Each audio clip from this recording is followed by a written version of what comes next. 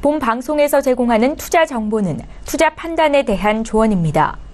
방송에서 제공하는 주식의 가치, 가격 상승 및 가격 하락에 대해서는 방송사에서 보장하지 않습니다.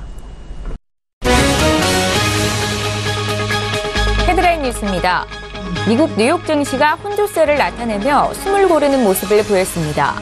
우량주 중심의 다우존스 지수는 전날보다 0.04% 상승한 23,557.23의 장을 마치며 사상 최고치를 기록했습니다. 반면 대형주 중심의 S&P 500 지수는 0.02% 소폭 내린 2,590.64에 기술주 중심의 나스닥 지수는 0.27% 하락한 6,767.78의 장을 마쳤습니다. 미국의 9월 소비자 신용 증가폭은 월가 예상을 상회했습니다. 연방준비제도는 미국의 9월 소비자 신용이 전달 대비 208억 3천만 달러 늘어난 3조 7,900억 달러에 달했다고 발표했습니다. 이는 지난해 11월 이후 가장 큰 증가폭이며 전문가들의 예상치 190억 달러를 웃도는 것입니다. 연율로는 6.6% 증가했습니다. 미 노동부는 지난 9월 미국의 채용 공고가 609만 3천 명으로 전월 대비 3천 명 늘었다고 발표했습니다. 월간 채용 공고는 제닛 옐런 연준 의장이 주목하는 고용 지표입니다. 채용과 이직 설문 조사는 노동부의 비농업 부문 고용보다 한 달 늦게 나오지만 노동시장이 화랑인지 침체인지에 대한 더 정교한 정보를 제공합니다. 국제유가는 약보합권에 머물렀습니다.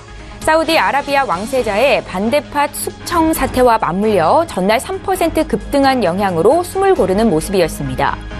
뉴욕 상업거래소에서 12월 인도분 서부 텍사스산 원유 WTI는 전날보다 배럴당 0.3% 하락한 57달러 20센트의 거래를 마쳤습니다.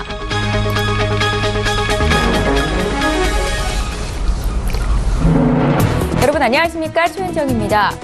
장 초반 3대 지수가 모두 일제히 사상 최고치를 경신하면서 오름세를 보였었는데요. 미국 뉴욕 증시 결국 다우존스 지수만이 사상 최고치로 종가 기준 거래를 마쳤고요. S&P 500 지수와 나스닥은 약세로 전환이 됐습니다. 전일의 3대 지수 모두 사상 최고치로 종가를 기록했었는데 숨을 고르는 모습이었다라는 평가를 받고 있고요. 어제 우리 증시도 좀 쉬어가는 모습을 보였습니다. 코스피가 2,545포인트로 거래를 마쳤고 코스닥은 701포인트로 사흘 만에 약세 전환이 됐는데요. 최근에 많이 올랐었던 반도체와 또 화장품, 제약이 하락한 반면에 건설이나 중공업, 유통업종이 강세였습니다. 또 하나 특징적인 부분이 있다면 원달러 환율이 13개월 만에 최저치 수준까지 내려왔다라는 것일 텐데요. 자, 오늘 트럼프 대통령의 방한 이틀째를 맞습니다. 어제장에서는 큰 영향이 없었습니다. 자동차주는 2% 정도 조정을 받았었는데 오늘은 또 어떤 영향이 있을지 잠시 뒤에 전문가의 의견 듣겠습니다. 자, 출발 증시와이드 11월 7일이고요. 수요일 지금 바로 시작합니다.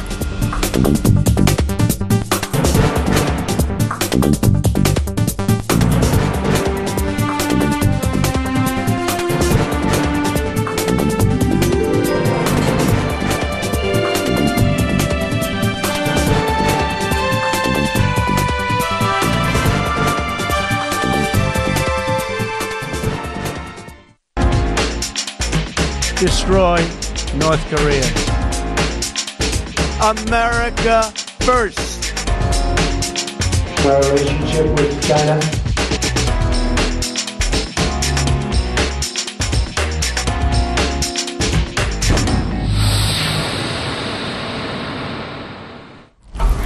예, 트럼프 대통령의 아시아 순방 그 두 번째 국가는 바로 우리나라입니다. 오늘 방한 이틀째를 맞는데요.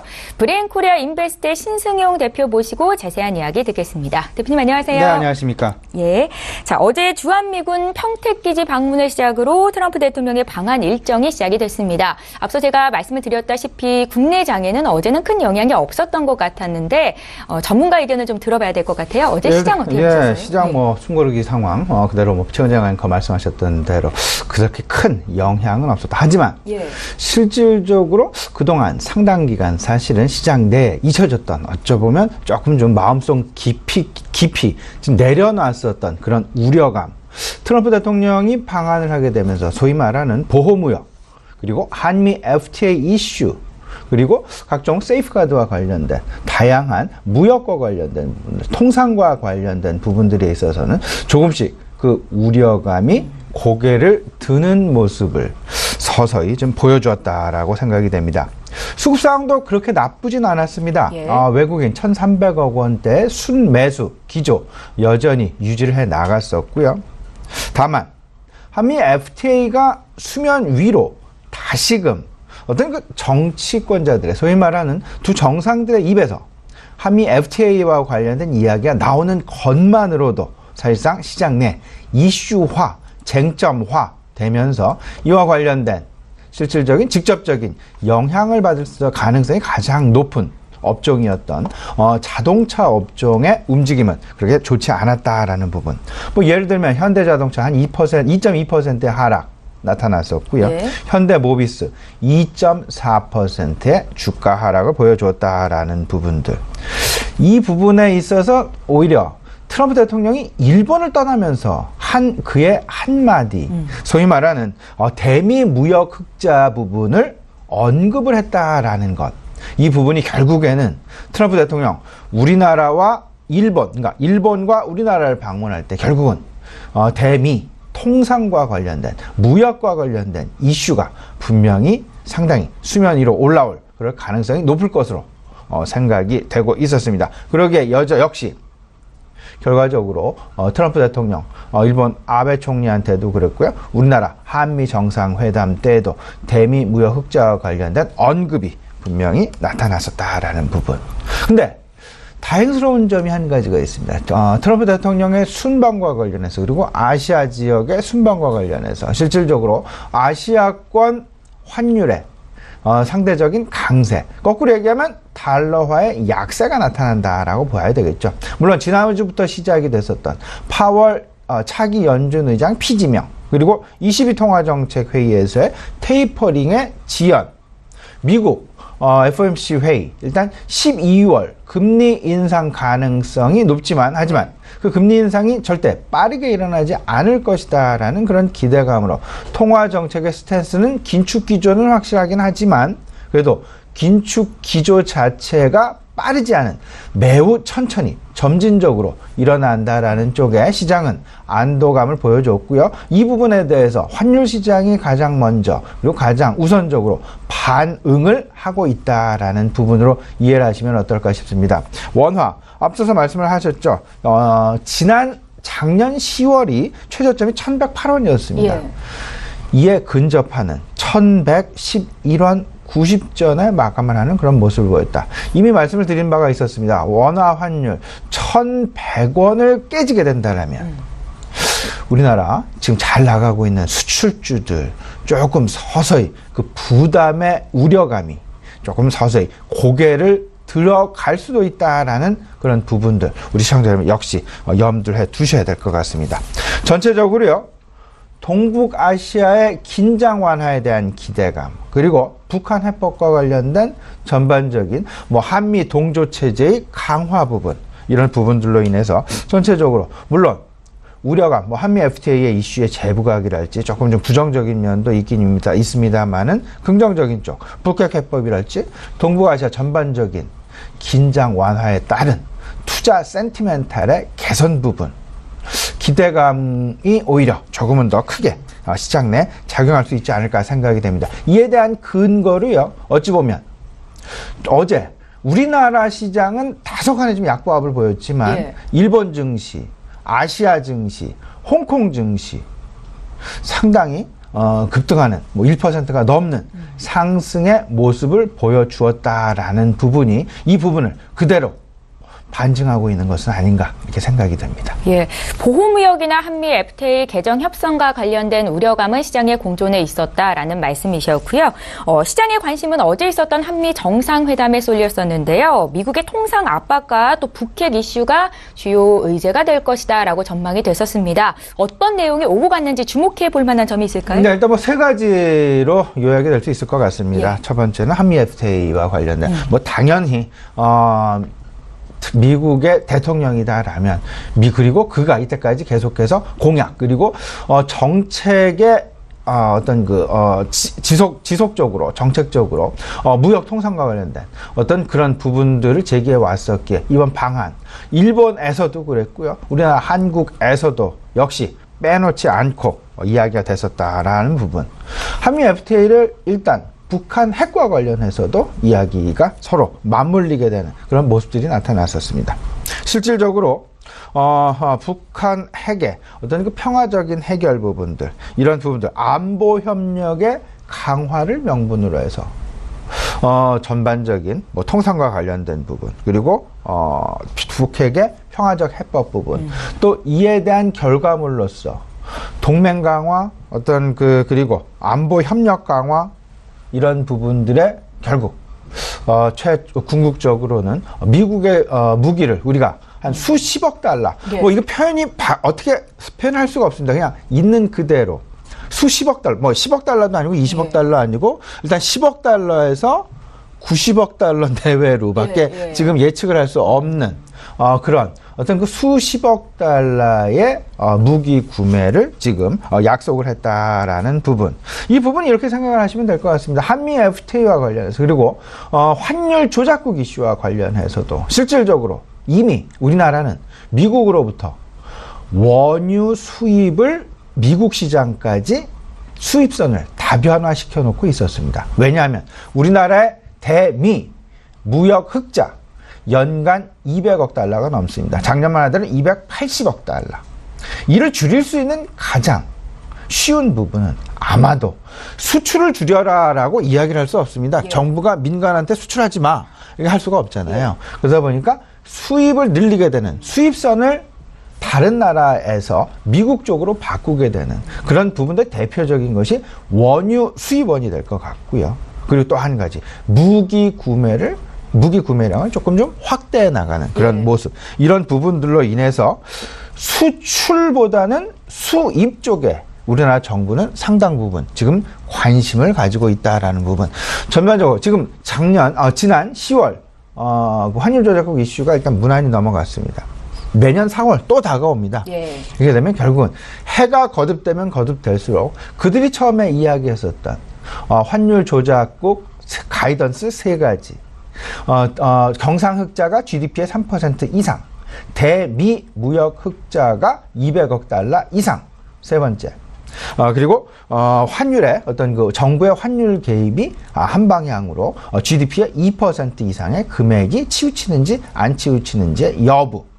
이 세 가지가 항상 자리 잡고 있으니까요. 이 부분 중에서 우리 정부는 특히나 앞서서 말씀을 드렸던 대미 무역 흑자를 축소시켜 가려는데 오히려 미국으로부터 수입을 많이 해서 이 부분을 상쇄시키려는 그런 노력을 하고 있다. 여기서 우리가 피해를 가장 덜 볼 수 있는 산업군은 원유 수입과 그리고 무기 수입일 수 있다라는 부분. 이렇게 생각을 하시면 조금 우리 시청자분들 이해하시기가 쉽지 않을까 생각이 되네요. 예, 투자의 관점을 그쪽으로 돌려보는 것도 방법이 될 수 있겠다 생각이 듭니다. 자, 말씀하신 이슈들을 좀 더 구체적으로 좀 볼 텐데요. 무엇보다 관심은 북핵 문제에 대해서 문재인 대통령과 트럼프 대통령이 어떤 해법을 내놓느냐에 쏠려 있었습니다. 한미 동맹 강화를 기반으로 강력한 대북 제재안을 예상했었는데 앞으로의 해법은 어떻겠습니까? 오히려 동맹 체제 강화를 음으로 양으로 보여주는 쪽에 상당 부분 노력을 많이 기울였다라는 그런 생각이 좀 많이 듭니다. 예. 어제 트럼프 대통령이 가장 먼저 방문을 한 곳은 평택 햄프레이 기지였습니다. 그 기지, 우리나라의 돈으로 한 20억 달러 정도를 들여서 만든 그런 기지가 될 것 같고요. 기지이고요. 이런 부분을 통해서 정부, 그만큼 우리나라가 동남아시아 안보를 위해서, 한반도 안보를 위해서 우리나라 정부가 예산을 많이 쏟아붓고 있다라는 부분을 미국 너희들만이 여기에 예산을 쏟는 것이 아니라 우리가 오히려 더 많이 예산을 부담하고 있다라는 그런 어떤 보여주는 그런 강조하기 위한 어떤 그런 부분 아니었나 지금 생각이 되는데요. 이 부분들과 마찬가지로 한미 동맹체제 그리고 북한에 대한 어떤 그 목소리 상당히 일단 목소리를 같이 했다라는 부분에 시장은 그리고 우리나라 여론 그리고 정부 당국에서는 일단 상당히 긍정적인 평가를 내리고 있다라는 그런 생각이 많이 들고요. 저런 부분이 있었습니다. 그 한미 FTA와 관련해서 예. 실질적으로 제 개인적인 판단으로는요, 이미 시장 내 상당 부분 한미 FTA 이슈는 반영이 되어 있는 부분이다라는 생각을 가지고 있습니다. 트럼프 대통령이 왔다고 해서, 그리고 그렇다고 이때까지 이야기가 되지 않았었던 새로운 뉴스, 새로운 어떤 그 해법, 이런 부분들이 나오는 것이 아니라 다시 한번 재확인했다라는 측면에서 생각을 해본다라면 시장에 지속적인 영향을 미치기에는 오히려 너무 우리가 과하게 반응을 하는 것은 아닌가라는 그런 생각이 좀 많이 들고요. 오히려 시장의 관심은 중국의 방문 쪽으로 더 쏠려가고 있다라는 부분. 오늘 국회 연설을 끝으로 트럼프 대통령의 한국 방문 공식 일정은 마무리를 하게 되고 예. 중국으로 이제 떠나가게 됩니다. 중국에 이제 시진핑 주석을 만나게 될 텐데, 중국 방문 오히려 미중 정상회담에 상당 부분 시장의 관심이 쏠려 있다라는 부분. 그러다 보면 결국 시장은 다시금 제자리로 회귀를 하고 있다. 트럼프 대통령이 어제 오늘 한국을 방문해 가면서 한미 정상회담과 국회 연설을 통해서 한미 FTA에 대한 재확인, 그리고 북핵 이슈에 대한 재확인, 이 부분 시장 내에서 예상했던 바 그대로 이제 전개가 되면서 다시금 시장은 제자리로 회귀할 가능성이 높다라고 보셔야 될 것 같고, 오히려 시장의 관심은 중국발 모멘텀을 오히려 기대하고 있다. 걱정보다는 기대가 많다라는 쪽으로 생각을 하시면 어떨까 싶습니다. 그러다 보니까 시장 내 핵심 이슈들 다시금 이제 제자리로 돌아오게 되면서 좀 재점검할 필요가 있어 보이는데요. 예. 실적 시즌이 이제 마무리가 됩니다. 그러면 분명하게 종목 슬림화 분명하게 생각을 하셔야 됩니다. 가는 종목, 이제 그 랠리에서 탈락하는 종목들, 실적을 중심으로 양분화, 슬림화 될 수밖에 없는 입장이다 말씀을 좀 드려보고요. 네. 사드 해빙과 관련된 부분 점차 속도를 내고 있습니다. 중국 관련 모멘텀 분명히 생각을 해 두셔야 될 것 같습니다. 세 번째, 정부의 코스닥 활성화 정책이 이제 얼마 남지 않았습니다. 그리고 연말 다가오고 있습니다. 정부 정책 관련 테마주 부각 가능성 생각하셔야 될 것 같고요. 주주가치 환원 분명히 생각을 하셔야 됩니다. 주주가치 환원에는요, 두 가지입니다. 지배구조 조정 이슈가 있고요. 그 다음에 배당 관련 이슈가 있습니다. 이와 관련해서 결국은 궁극적인 코리아 리레이팅이 지속이 될 것이다 라는 부분. 지주사 배당은 또 연말이 다가오면 항상 또 시장 내 관심이 불러일으키게 되죠. 이 지주사에 대한 관심 필요해 보이고요. 앞서서도 말씀을 드렸습니다. 원화 가치가 급등을 하고 있다. 1,100원을 넘게 되면 1,100원 이하로 원달러 환율이 떨어지게 되면 소위 말하는 원화가 강세를 보이는 부분이 되겠습니다. 이렇게 된다면 수출주에 대한 부담이 시장 내 부각될 가능성이 분명히 있을 것이다 라는 부분까지 함께 염두에 두시면 우리 시청자 여러분들 지금 트럼프 대통령의 한국 방문과 중국 방문 이 부분과 맞물리게 되면서 전체적인 투자 방향성 다시금 어떤 튜닝 가능하시지 않을까 생각이 됩니다. 예, 트럼프 대통령은 북핵도 북핵이지만 공정한 무역에 더 큰 중점을 두고 있다라고 말한 바 있는데요. 한미 FTA 개정 협정과 관련한 우려감은 있지만 관련주에 대한 우려감은 이미 반영이 된 상태다라는 말씀도 주셨고 오늘 시장에 어떤 영향이 있을지도 짚어주셨습니다. 자, 오늘 트럼프 대통령은 국회 본회의장에서 연설을 하게 되죠. 일각에서는 트럼프의 성향에 따라서 돌발 발언이 있을 수도 있다라고 예견을 하고 있는데요. 어떻겠습니까? 그 부분은 지금 예. 아무도 예측을 못하는 상황이 아닐까 싶습니다. 예. 근데 그 돌발 발언도 어찌 보면요, 통상과 관련된 부분, 그리고 안보와 관련된 부분, 이를 크게 벗어나지 못할 것이다라는 부분. 최악의 경우, 한미 FTA를 빨리 근데 FTA라는 것이 미국에서만 빨리 하자 그래서 예. 빨리 되는 게 아니지 않습니까? 결국은 상호 협력, 상호 간에 서로 간에 그 협의가 이루어져야 될 것이고 이런 부분들에 대해서 아마도 어제 그리고 상당 기간 과거 이미 트럼프 대통령이 여러 차례 반복해왔을 때부터 시장 내에는 이미 내성이 생겨가고 있다라는 부분들 부분들 이미 반영이 되었다라고 생각이 되고 있습니다. 아마 이렇게 생각을 하셔야 되겠죠.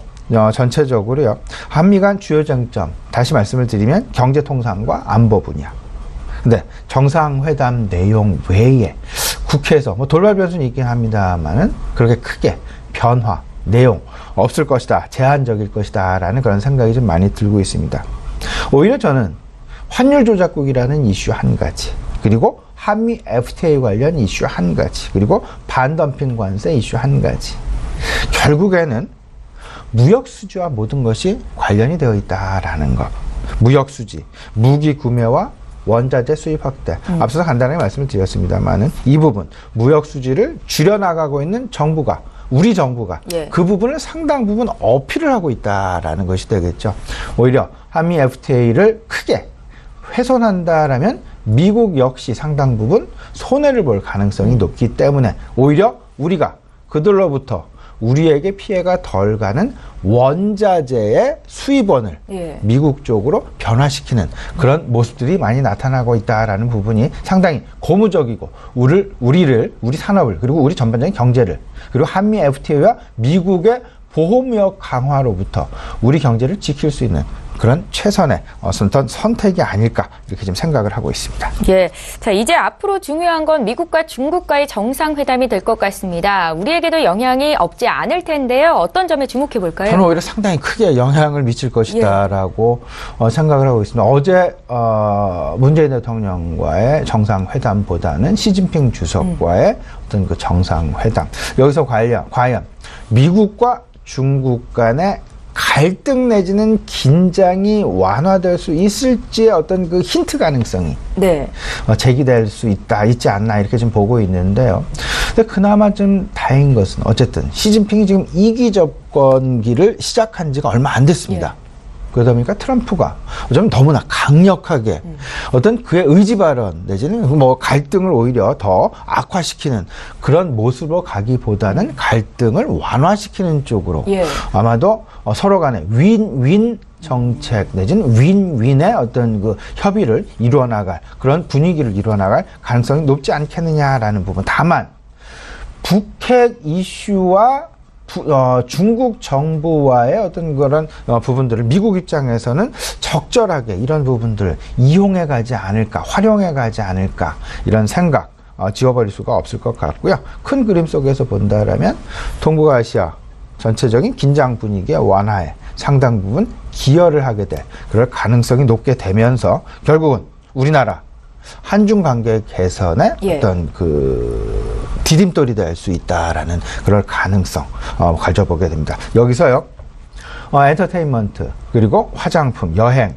면세점, 항공, 유통업종까지 분명하게 중국 관련주 모멘텀 계속 지속될 가능성이 있을 수 있다라는 부분 생각을 분명히 해보시고요. 또 한 가지 잊지 말아야 될 부분이 있습니다. 중국 광군제 11월 11일이 되겠습니다. 중국 소비, 그리고 우리나라부터 얼마만큼 인터넷 역구매가 나타나고 있는지를 평가할 수 있는 어떤 그 지표가 될 수 있다라는 부분, 우리 시청자분 같이 생각해 보셨으면 좋겠습니다. 예, 대표님 마지막으로 오늘장 투자 전략 간단하게만 여쭤볼게요. 오늘장은 일단 어제 우리나라가 좀 조정을 보이지 않았습니까? 그러다 보면 이렇게 생각을 하셔야 되겠죠. 그 사이에 어제 아시아 시장은 상당 부분 긍정적인 부분을 보였다. 근데 시장 내 이렇다만 어떤 이슈 내지는 이벤트, 트럼프 대통령 말고는 사실상 없습니다. 그러다 보니까 나쁘지도 그렇다고 그렇게 좋지도 않은, 하지만 지금 현재의 긍정적인 상황은 계속 유지가 되어 갈 것이다 라는 부분. 어제 빠졌었던 오히려 자동차 업종 오늘 반등 가능성이 있습니다. 이 부분 같이 한번 생각을 해보시고요. 오늘 특히나 말미에 말씀을 드렸죠. 중국 관련주, 중국 관련 모멘텀 지속될 가능성이 높다라는 부분. 그리고 어제도 시장 분위기 이랬습니다. 장 초반에는 보이지 않았지만 장 후반으로 갈수록 엔터테인먼트랄지 아니면 중국 관련주들의 다소간의 좀 반등 양상이 서서히 보이기 시작했다라는 부분.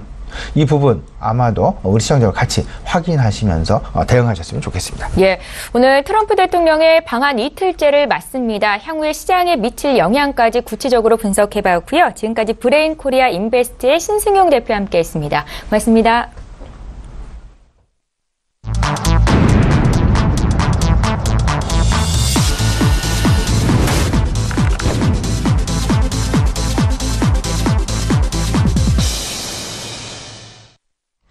예, 이번에는 국내 시장 쟁점을 보다 구체적으로 분석해 보겠습니다. 라이브 이슈타임 시간이고요. 한국투자증권의 김권진 차장 화상으로 만나보겠습니다. 차장님 안녕하세요. 네, 안녕하십니까. 예, 반갑습니다. 오늘도 첫 번째 이슈부터 보겠습니다. 자, 오는 11일이죠.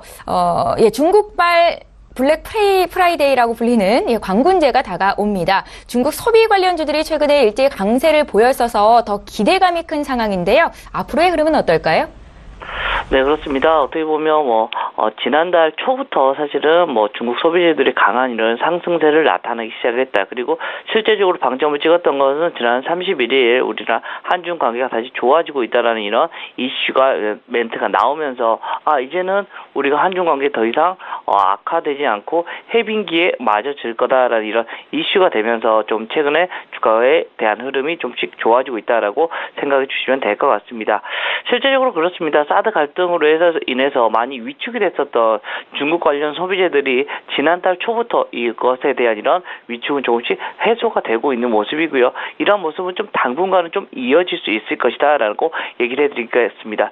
실제적으로 발표가 난 이후에 사실은 조금 좀 쉬어가는 모습이었습니다. 최근까지 좀 쉬어가는 모습이었는데 이것은 기간 조정이었다라는 것, 가격 조정이 아니라 기간 조정이 이제 어느 정도 마무리가 되고 다시 한번 리레이팅이 나올 수가 있을 때 또 이번에 광군제가 이번에 열리니까 새로운 어떻게 보면 2차 랠리가 시작이 될 수도 있을 것 같다라는 얘기를 해드리겠고요. 기대감이 상당히 높다라는 얘기를 해드립니다. 시장에서도 앞에서도 계속해서 얘기가 나오는 것 같던데 실제적으로 우리 화장품 업종 같은 경우 대표적인 수혜자가 될 수 있을 것 같고요. 면세점에 대한 얘기 그리고 실제로 카지노 업체들도 엄청나게 수혜를 입을 수가 있는 모양이 나온다라는 거 얘기를 해드리겠고 면세점 그리고 백화점 그리고 온라인 쇼핑 같은 경우도 여러 가지 이제 이슈들이 계속해서 나타나 줄 수가 있다라는 거 얘기를 해드립니다. 대부분의 이런 사람들이 좀 긍정적으로 얘기를 하고 있는데 물론 한켠에서는 아직까지 완벽하지는 않다라는 거 어떻게 보면 사드 문제를 해소하는 것보다는 좀 묻어놓고 그냥 우리 가자라는 이런 거기 때문에 피해 업종은 조금 서서히 이렇게 다시 원상격 복귀가 될 수 있는 거 아니냐라는 이런 이슈가 나오기도 하지만 대부분의 사람은 앞에서 제가 얘기했던 전자처럼 실제적으로 이제부터는 중국발 이제는 악재는 거의 끝나갔다. 이제는 다시 한번 상승 쪽으로 이제는 생각을 해주는 게 맞을 것 같다라는 얘기를 해드리겠고요. 이런 모습은 아마도 우리나라의 이런 11월, 12월에 우리 시장에 가장 큰 화두가 될 수 있는 이런 모습이다라는 얘기를 드리겠습니다. 예, 트럼프 대통령의 방중으로 인해서 중국과 미국의 긴장감이 다소 완화가 된다면 또 국내 중국 소비 관련주에도 호재가 되는 거겠죠. 긍정적이다라는 판단을 주셨고요. 저희 다음 이슈로 좀 넘어가 보겠습니다. 자, 엊그제 코스닥 시장에 상장을 했습니다. 코롱 생명과학의 미국의 자회사 티슈진이 상장 이후로 지금 시가총액 6위까지 올라와 있는데요. 코스닥 시장의 시가총액 12 종목을 보면 그중에 8개 종목이 제약 바이오 쪽입니다. 때문에 이쪽에 너무 업종이 쏠려 있는 것 아니냐라는 우려감도 있던데요. 차장님의 의견은 어떠십니까? 네, 그렇습니다. 실제적으로 좀 너무 많이 쏠려 있는 것 같습니다. 코스닥의 지금 현재 지수를 보면 바이오 업종이 그날 강한 날 같은 거는 무조건 코스닥 시장이 좋고요. 반대로 바이오가 안 좋아 버리면 코스닥 시장이 좀 쉽게 또 내려와 버리는 모습이 나오기 있기 때문이라는 거 얘기를 해드리겠습니다. 실제로 시총 상위 10개 종목 중에 셀트리온 헬스케어, 신라젠, 메디톡스 그리고 코미팜, 바이오메드, 휴젤 등이 지금 여기 대표적인 이런 주식이 될 수 있는데 실제로 여기에 관련된 주식들이 같이 거의 동시에 같이 움직이는 이런 모습이 계속해서 나오고 있다 보니까 이러한 우려가 좀 더 심해지는데요. 실제적으로 우리나라 같은 경우는 시가총액 방식으로 해서 지수를 만들었기 때문에 이런 영향이 많이 나타난다. 대표적으로 우리나라 코스피 같은 경우가 삼성전자 같은 경우가 21%가 넘는 지금 현재 시가총액에 대한 이런 비율이 나타납니다. 즉 5분의 1이 삼성전자가 올라가고 떨어지고에 따라서 이렇게 움직였었는데 이제는 코스닥까지 이러한 모습이 나는 것 같습니다. 실제적으로 코스닥 시총 10위 안에 있는 업종 중에서 제약바이오가 지금 18%까지 올라왔습니다. 실제 작년에 보다도 훨씬 더 작년에 한 9.3% 정도가 여기에 이 정도 시총을 차지했었는데 18% 넘게 지금 현재 차지해 버리고 있다는 거 얘기를 해드리겠고요. 두 가지 이슈가 가장 컸습니다. 실제적으로 셀트리온 뭐 형제라고 할 수 있는 셀트리온 헬스케어가 워낙 많이 지금 시총이 많이 커졌고요. 또 카카오가 지금 현재 거래소 쪽으로 옮겨 가버리면서 이러한 현상이 조금 더 좀 가속화가 되게 만드는 거였다라는 거 얘기를 해드리겠고요. 뭐 그런 것 때문에 실제적으로 코스닥 지수 상승률 같은 경우는 올해 한 11% 정도 나왔는데 뭐 제약업종의 지수 상승률은 30%에 달하면서 조금 코스닥 상승이라고 좀 괴리가 조금 나타나고 있는 것 같다는 거 얘기를 해드리겠고요.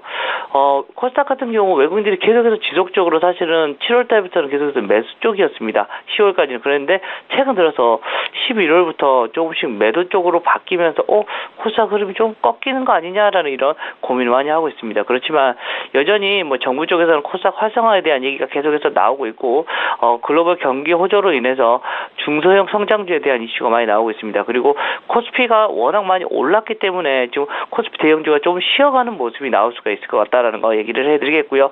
뭐 최근에 뭐 이슈가 계속해서 되고 있는 이 바이오 업종은 어찌됐든 우리나라는 계속해서 노령화 국가로 지금 현재 진행이 되고 있고 전 세계도 뭐 비슷한 상황이다라는 거 얘기를 해드리겠습니다. 이렇게 되면 결국은 제약 바이오 업종이 계속해서 우리 코스닥 시장 어떻게 보면 이끌어갈 수도 있지 않을까. 물론 한쪽에 쏠림 현상은 그렇게 좋은 현상은 아니지만 어찌됐든 계속해서 당분간은 코스닥 시장이 좀 우리 긍정적인 흐름이 나올 가능성이 계속해서 커 보인다라는 얘기를 드리겠습니다. 차장님, 제약바이오는 어떤 기대감을 등에 업고 가는 종목이기 때문에 또 수익률이 많이 날 수도 있는 업종이잖아요. 투자 시 유의점이 있을까요? 자, 우선은 조금 고민을 해보셔야 될 게 그렇습니다. 어떻게 보면 제약바이오는 좀 분위기를 많이 탄다라는 거 얘기를 해드릴 수 있을 것 같고요. 실제로 2년 전에 제약바이오가 정말 좋았었습니다. 한미약품이 정말로 돈을 버는 회사구나라는 것을 처음으로 우리가 알게 됐죠. 실제적으로 신약 개발하는 회사들이 돈을 벌 수 있을까에 대한 이런 궁금증이 있었습니다.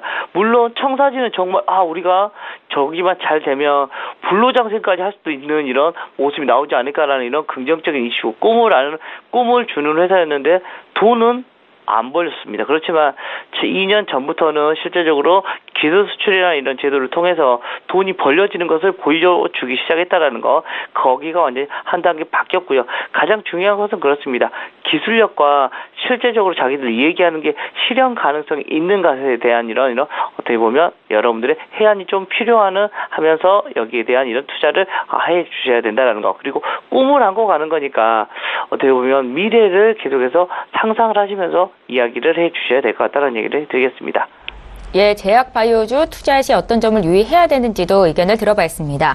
자, 세 번째 이슈 볼게요. 어제장에서는 최근에 많이 올랐었던 반도체, 화장품, 제약이 하락한 반면에 건설이나 또 조선을 비롯한 중공업주, 유통주가 강했습니다. 특히나 조선 3주의 강세가 눈에 띄었었고요. 현대중공업은 4%나 올랐었거든요. 앞으로의 조선 업황은 좀 좋아지는 겁니까? 자, 우선 앞에서 우리 아나운서님이 짚어주셨듯이 기존의 종목들보다 이제 여타 그동안 좀 못 갔던 종목들을 좀 여러분들이 확인을 하셔야 되는 이런 시기가 온 것이다라고 얘기를 해드릴 수가 있을 것 같고요. 콕 집어서 조선에 대한 얘기는 우선은 대세 상승장에 이제 어떻게 보면 그동안 좀 많이 못 갔던 것에 대한 이런 기술적 반등이 나왔다라고 1차적으로 생각을 해주시면 될 것 같고요. 그동안 업황 부진이 워낙 또 심했었고 구조조정을 해서 계속해서 어려움을 겪었던 게 사실이다라는 거 얘기를 해드립니다. 그렇지만 최근 들어서는 조선업종들이 은근히 계속해서 많이 올라와 주고 있다는 거 얘기를 해드립니다. 실제적으로 수주에 대한 얘기가 많이 나오고 있고요. 점차 증가할 수 있다는 거 얘기를 해드리겠고, 오늘 경제신문 일면을 보니까 유가가 70불에 다시 다가오고 있다는 이런 이슈가 뜬 것 같습니다. 이렇게 되면 조선 쪽에서는 해양 플랜트에 대한 이슈가 계속해서 나타날 수가 있을 것이다라는 거 얘기를 해드리겠고, 그렇게 되면 당연히 조선 3사는 긍정적인 이슈로 도울 수가 있다라는 거 얘기를 해드릴 수 있습니다. 물론 지금 현재 숫자가 나오는 거 보면 내년 상반기까지는 그렇게 크게 숫자가 좋아지지는 않을 것 같습니다. 그렇지만 하반기로 가면 안정적이 되고 실제적으로는 2019년 되면 완전히 조선 3사가 다 정상적인 흐름으로 좀 바뀌 바뀌어질 수 있을 것 같다라는 이슈가 돌 수 있을 것 같다라는 거 얘기를 해드리겠고요.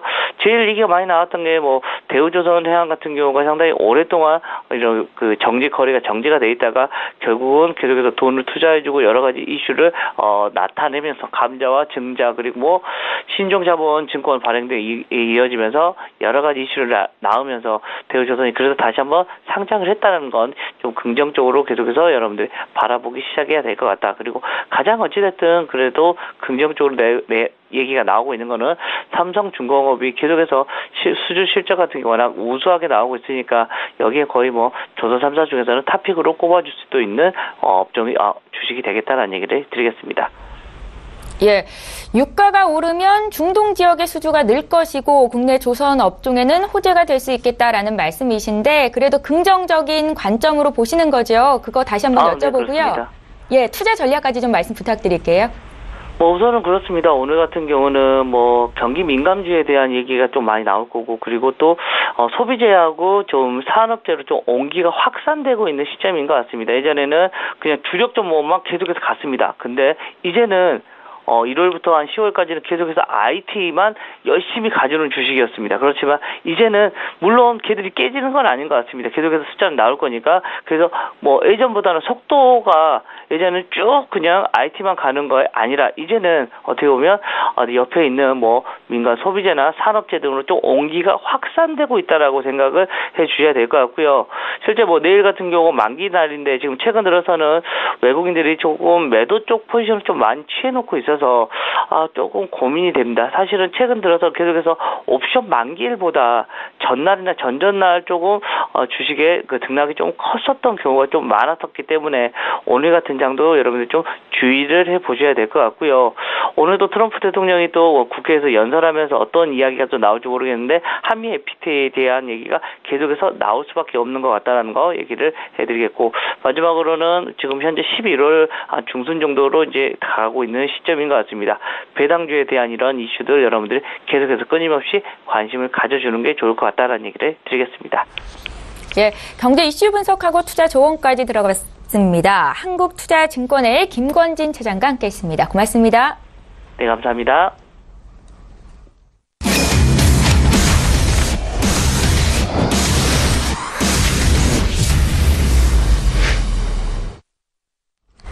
예, 국내외 선물 시장 흐름 보고 투자 전략까지 세워드립니다. 선재 트레이더의 선물 하이킥 시간이고요. 오늘도 어김없이 선재 트레이더 화상으로 연결해 보겠습니다. 안녕하세요. 네, 안녕하십니까. 선재 경서입니다. 예, 반갑습니다. 자, 최근에 국내 선물 시장 투자 시기가 좀 어떠신지 궁금한데요. 어제장 어떻게 보셨는지 오늘 대응 전략까지 부탁드릴게요. 네, 우선 어제까지도 단 하루의 손실 없이 대의 매매 다 성공을 했고요. 그 다음에 어제는 이렇게 봤었습니다. 트럼프 대통령이 와서 우리나라에서 회의하는 것 자체는 어려운 국면에서에 대한 회의지, 잘해보자, 으쌰으쌰 하는 게 아니기 때문에, 불확실성에 대한 이슈는 항상 악재다. 그래서 고가에서 차익 매물 노렸고요. 그래서 우선은 338.50 저항을 두고 지속적으로 매도를 쳐서 좀 여유있게 손절을 설정하고요. 339 지수 위에다 설정을 하고 매도를 지속적으로 쳤습니다. 어제 매도의 목표가 336.50대 지정을 해드렸고요. 그 다음에 우선 좀 천천히 와서 중간 1차 자리, 그 다음에 종가까지 끌고 가서 야장 오버까지를 보자 이렇게 해서 드렸고요. 야간장에 제가 설정한 목표가는 이미 찍었고요. 그 다음에 335 지수까지 빠진 형태입니다. 한마디로 이 아래 구간까지 빠졌다는 이야기죠. 어제. 자, 오늘은 그렇다면 337 초반 지수 저항을 두고요. 그 다음에 어제 종가 부분부터 반등 시 매도 전략을 펼칠 거고요. 그 다음 위에서 저희가 매도를 지속적으로 칠 때 다시 336 지수, 334 지수까지 확인하러 가는 걸 보자 하고 쳤기 때문에 오늘 예상 지지력대 334.70 중반대죠. 그 지수를 노리면서 337 지수 반등 매도에 334 지수에 눌린 매수 공략할 생각입니다. 네, 국내 선물이 이 정도고요. 예. 자, 바로 이어서 해외 선물 시장은 어떻게 보고 계신지 구체적인 방향 분석 부탁드릴게요. 네, 우선 달러 인덱스 94,500 지수 넘어가지 못하면서 95,000이죠. 95,050 지수 넘어가지 못하면서 어제 눌림을 받았었습니다. 그래서 중심 저항에서 어떻게 되는지 굉장히 저희도 고민을 좀 많이 했었었는데요. 우선은 이 지수들, 어제 밀린 지수들 지지력 94,700 지수 지지하는가에 대한 관심을 갖고 매매를 할 생각입니다. 우선 실제적으로 저희가 매매했던 유로 FX부터 설명드리도록 하겠습니다. 우선 유로 FX 어제 반등 이후에 매도로 길게 누르자고 전략을 드렸었는데요. 아침에 이미 오전에 매수 반등은 주었으나 그 다음에 고점을 추가적으로 높이지 못하고 빠졌었습니다. 그래서 제가 리딩하는 시간에 와서 아래에서 눌린 매수 전략 드렸고요. 그 다음에 주력으로 유로는 매매를 하지 않았기 때문에 오늘은 유로를 주력으로 한번 볼 생각입니다. 우선은 1.1620대 저항을 예상했었으나 오전에 시가가 시작되면서부터 강한 반등이 있습니다. 그래서 이 구간 넘어가서 어제 치려고 했던 목표가들 오늘 다시 한번 테스트할 가능성을 염두에 두고 있고요. 저가를 깨지 않고 눌림에서 지속적으로 매수가 유리하다 이렇게 보입니다. 그래서 지지 저항 확인 매매 전략이 중요하다 이렇게 보이는데요. 우선 오전 중에 이 구간 1.1620대 넘어가려는 안착 시도가 있었기 때문에 저희는 1차 지지력 저항은 여전히 하방 그대로 놔둔 상태에서요. 그 다음에 장중 움직임을 파악하고 중간 자리 지지력에서 눌림 매수 배팅을 할 거고요. 그게 여의치 않아서 잡지 못한다면 우선 오늘 미장까지를 매수적으로 열어놓고 1.16700 부분에서 매도를 쳐볼 생각을 하고 있습니다.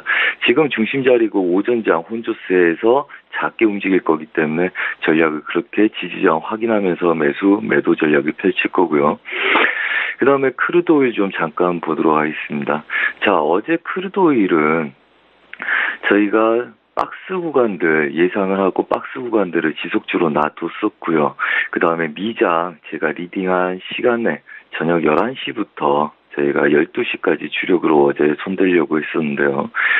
그날 그 시간대 20대를 빠지려고 해서 저희가 깨는 걸 보자 하고 매도를 치기 시작했습니다. 그 목표가 56.70대 드렸고요.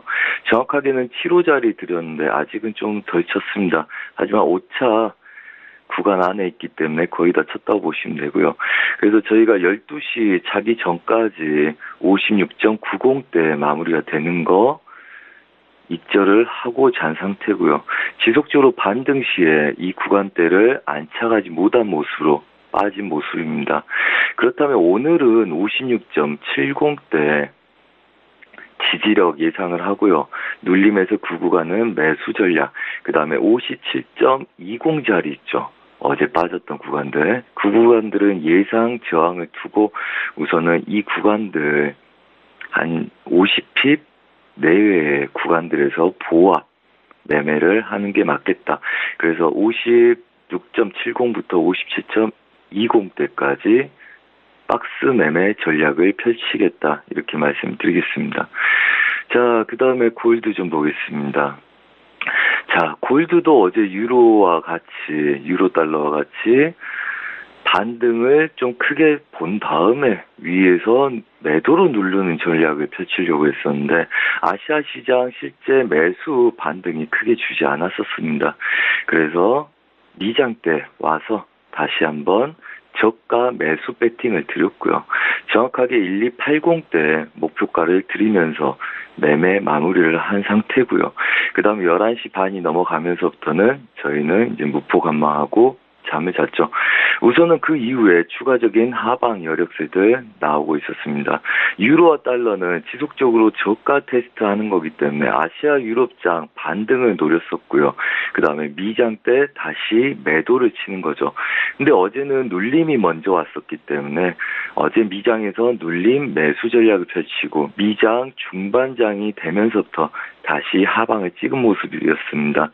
자, 그렇다면 오늘 골드는 1280대 여전히 저항을 갖고 있을 거라고 보고요. 그게 단기 추세 저항하고 겹치는 구간이고 가로 저항 좀 더 강한 자리입니다. 그렇다면 눌린 구간들 어제 저가 12720대 그 다음에 어제의 고가 1280대 그 박스 구간을 설정해 놓고 그 다음에 중간 지지력에서 우리가 반등 매도 전략을 펼치겠다 이 이야기입니다. 우선은 지금 저가에서 매수 반등이 아시아 그 다음에 미장에서 왔기 때문에 추가적인 매수를 열어놓고 위에서 다시 재매도에 짧은 손절 매매를 구사하겠다. 이렇게 말씀드리겠고요.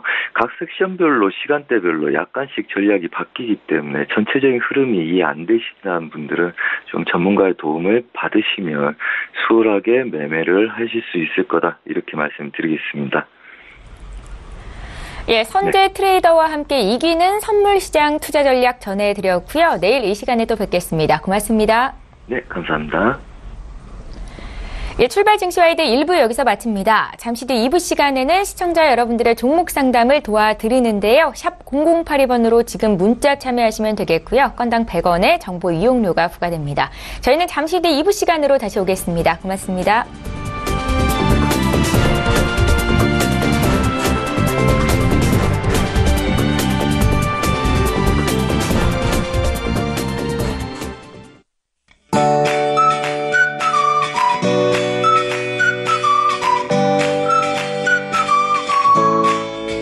안녕하세요. K웨더 라이프스타일 예보 윤재양입니다.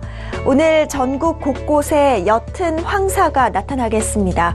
내몽골 고원에서 발원한 황사가 북서풍을 타고 우리나라 상공을 지나겠는데요. 그중 일부가 지상으로 떨어지면서 약하게 황사가 나타나겠고요. 미세먼지 농도도 높아지겠습니다. 서쪽 지방 나쁨 단계, 동쪽 지방 한때 나쁨 단계로 예상됩니다. 외출하실 때 황사용 마스크를 착용하시는 게 좋겠습니다. 오늘까지는 기온 변화가 크지 않겠습니다. 다만 바람이 강하게 불면서 체감온도는 어제보다 낮겠고요. 내일 아침에는 기온이 큰 폭으로 떨어지겠는데요. 서울의 아침 기온 4도까지 떨어져 춥겠습니다. 위성 영상입니다. 현재 전국에 구름이 다소 지나고 있습니다. 오늘은 중국 북부지방에서 남동 지나는 고기압의 영향을 받겠습니다. 자세한 지역별 날씨는 나절 예보로 알아보겠습니다. 중부지방 차츰 맑아지겠습니다. 낮 기온 서울과 춘천 17도, 대전 18도로 어제보다 조금 낮겠습니다. 동해안 지방 맑겠습니다. 강릉과 울진의 기온 20도까지 올라 어제와 비슷하겠습니다. 남부지방 대체로 흐리다 차차 개겠습니다. 한낮에 광주 18도, 부산 22도로 예상됩니다. 물결은 최고 3, 4m로 매우 높게 일겠고요. 동해 먼바다에는 풍랑특보가 내려질 가능성이 매우 높습니다. 금요일에는 전국에 비가 내리겠고 이 비가 그친 뒤에 기온이 더 떨어질 것으로 전망됩니다. 날씨였습니다.